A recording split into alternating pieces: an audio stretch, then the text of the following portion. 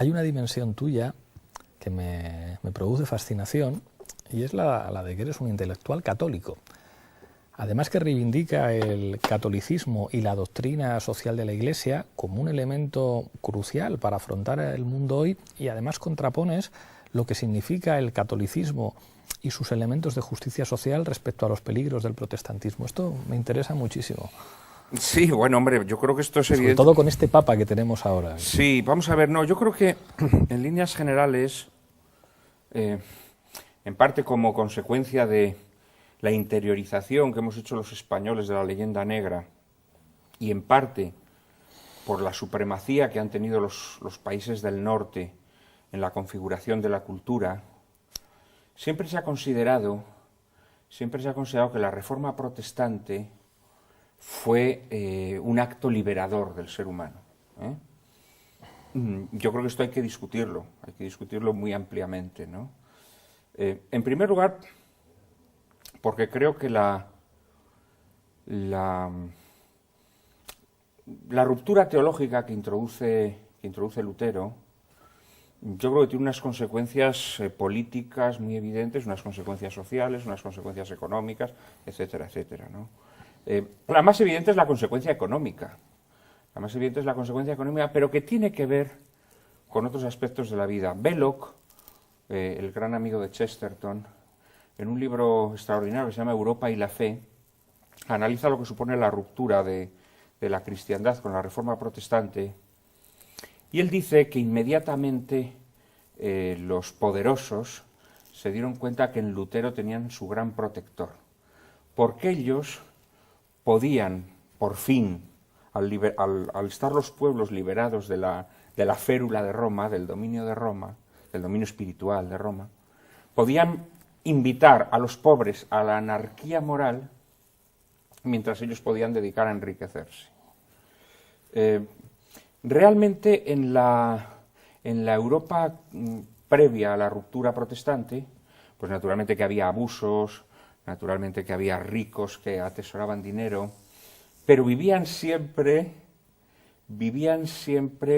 con la vigilancia, como mínimo de su conciencia, pero también de instancias eclesiásticas que les decían pues que había que venderlo todo y dárselo a los pobres, etcétera, etcétera.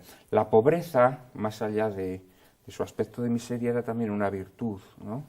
Una virtud a la que se exhortaba también a los ricos. Esto con la ruptura protestante desaparece, y la riqueza se convierte en un signo de salvación.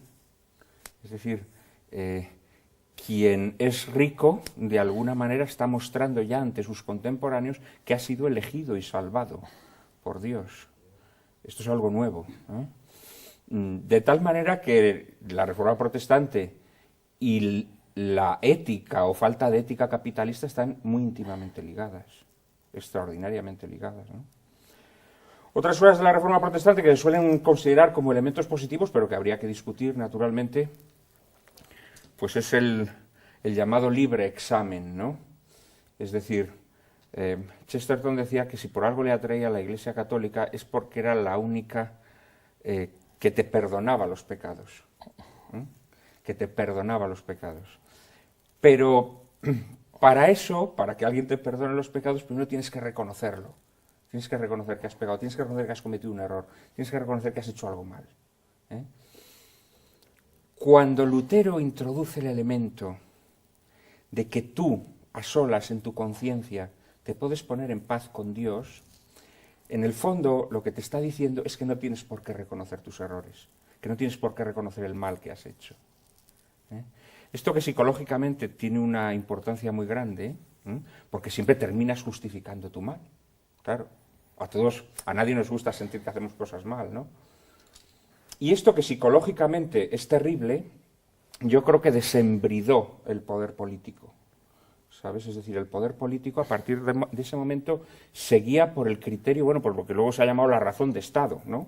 Es decir, que es que no hay actos morales o inmorales, sino son aquellos actos que yo tengo que hacer para llevar a cabo unos fines. Todo esto tiene mucho que ver con la ruptura protestante, ¿no? Y en líneas generales, el protestantismo lo que introdujo es un elemento devastador para la salud de los pueblos. Porque mira, en una sociedad en donde tú tienes que reconocer tu pecado. Como a todo el mundo le toca reconocer su pecado, todos nos damos cuenta que estamos llenos de debilidades, de flaquezas, que cometemos errores. Y no te los están restregando por los morros todo el día. Y no te están señalando, ¡ay, tú dijiste esto y ahora has hecho esto! Pues sí, yo dije eso, pues porque en ese momento lo dije, pues porque era un fatuo, porque era un ingenuo, porque era un imbécil. Entonces, la moral protestante introduce este elemento de reproche constante, que es algo monstruoso, y que desgraciadamente se ha infiltrado en las sociedades católicas. Desgraciadamente se ha infiltrado en las sociedades católicas. Y este elemento a mí me parece devastador en todos los órdenes, también en el orden de la vida política.